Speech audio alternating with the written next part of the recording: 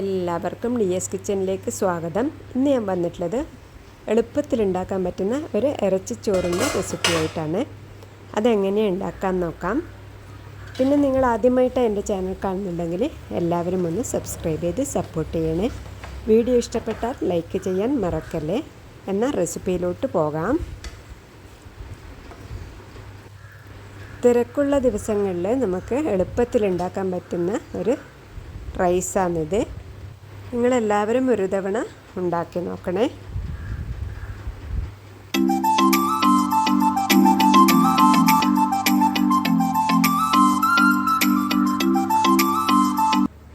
അപ്പം ഞാനൊരു പാത്രം വെച്ചിട്ടുണ്ട്.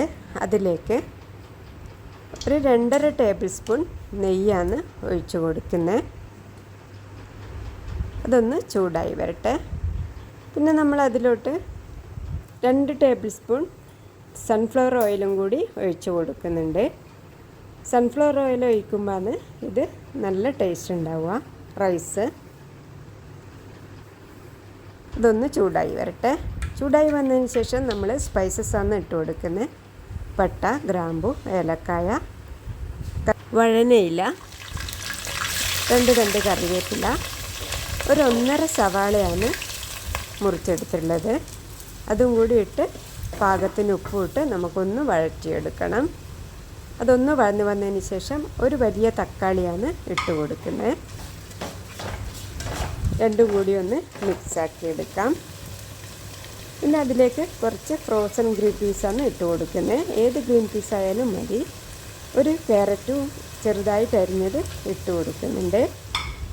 എല്ലാം കൂടി ഒന്ന് വഴന്ന് വരട്ടെ. മൂടി വെച്ചിട്ട് വഴറ്റിയെടുക്കാം. ഇനി ഒന്ന് തുറന്ന് നോക്കാം. ഇപ്പോൾ തക്കാളി ഉള്ളിയെല്ലാം ചെറുതായിട്ട് വഴന്ന് വന്നിട്ടുണ്ട്. ഇനി അതിലോട്ട് പൊടികളിട്ട് കൊടുക്കാം. 1/2 ടീസ്പൂൺ മഞ്ഞൾപ്പൊടിയാണ് ഇട്ട് കൊടുക്കുന്നത്. 1.5 ടീസ്പൂൺ മുളക് പൊടിയും കൂടി ഇട്ട് കൊടുക്കുന്നുണ്ട്. 1 ടീസ്പൂൺ നിറച്ച് മല്ലിപ്പൊടിയും കൂടി ഇട്ട് കൊടുക്കാം. 1 ടേബിൾ സ്പൂൺ ചിക്കൻ മസാലയും കൂടി ഇട്ട് കൊടുക്കുന്നുണ്ട്. 1/2 ടീസ്പൂൺ ഗരം മസാലയും കൂടി ഇട്ട് കൊടുക്കാം. ഇതിന് ശേഷം നമ്മൾ കഴുകി വെച്ചിട്ടുള്ള 1/2 കിലോ ചിക്കനാണ് ഇതിലേക്ക് ഇട്ട് കൊടുക്കുന്നത്. അതിന് ശേഷം നല്ലതുപോലെ എല്ലാം കൂടി ഒന്ന് മിക്സ് ചെയ്തെടുക്കണം.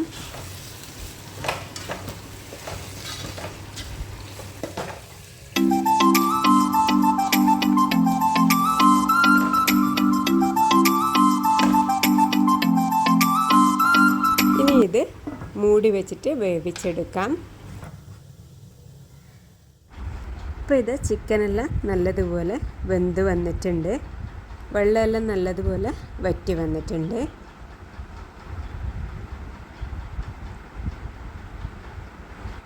ഇതിലേക്ക് കുറച്ച് മല്ലിയിലയാണ് ഇട്ട് കൊടുക്കുന്നത്. എല്ലാം കൂടി ഒന്ന് സെറ്റായി വരട്ടെ. ചിക്കനെല്ലാം നല്ലതുപോലെ സെറ്റായി വന്നിട്ടുണ്ട്. ഇനി അതിലേക്ക് റൈസ് വേവിച്ചെടുക്കാനുള്ള വെള്ളം ഒഴിച്ചു കൊടുക്കാം. 1.25 കപ്പ് റൈസാണ് ഞാൻ എടുത്തിട്ടുള്ളത്. അതിലേക്ക് 2.5 കപ്പ് വെള്ളം ഞാൻ ഒഴിച്ചു കൊടുക്കുന്നുണ്ട്. ചൂടുവെള്ളമാണ് ഒഴിച്ചു കൊടുത്തിട്ടുള്ളത്. ഇനി റൈസിന് വേണ്ട ഉപ്പും കൂടി ഇട്ട് കൊടുക്കണം. അതിനുശേഷം 1/2 മുറി ചെറുനാരങ്ങ കൂടി ഒഴിച്ചു കൊടുക്കുന്നുണ്ട്. ഇനി ഇത് നല്ലതുപോലെ ഒന്ന് തിളച്ച് വരട്ടെ. അപ്പോൾ ഇതാ നല്ലതുപോലെ തിളച്ച് വന്നിട്ടുണ്ട്. ഇനി ഇതിലോട്ട് നമുക്ക് റൈസ് ഇട്ട് കൊടുക്കാം.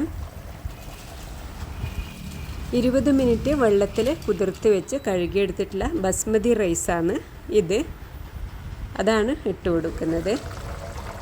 ഇനിയിപ്പോൾ ഹൈ ഫ്ലെയിമിൽ ഒന്ന് കുറച്ച് സമയം വെച്ചതിന് ശേഷം പിന്നെ ലോ ഫ്ലെയിമിലാക്കി വേവിച്ചെടുക്കാം.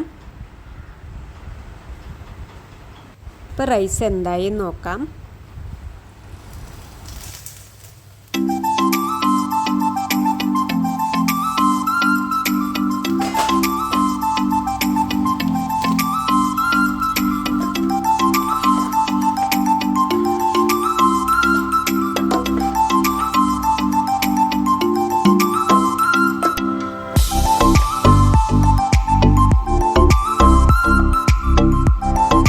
എല്ലാം ഒന്ന് സെറ്റായി വന്നിട്ടുണ്ട്. ഇനി ഒരു 2 മിനിറ്റും കൂടി മൂടി വെച്ച് കൊടുക്കാം. നല്ലതുപോലെ വെള്ളമെല്ലാം ഒന്ന് വറ്റി വരട്ടെ. ഇപ്പോൾ നമ്മളെ റൈസെല്ലാം ഇവിടെ റെഡിയായി വന്നിട്ടുണ്ട്. ഒരു 3 മിനിറ്റോളം കഴിഞ്ഞിട്ടുണ്ട്. അപ്പോൾ നിങ്ങളെല്ലാവരും ഒരു തവണ ട്രൈ ചെയ്തോളൂ. എന്നാൽ അടുത്ത റെസിപ്പിയുമായി അടുത്ത വീഡിയോ കാണാം.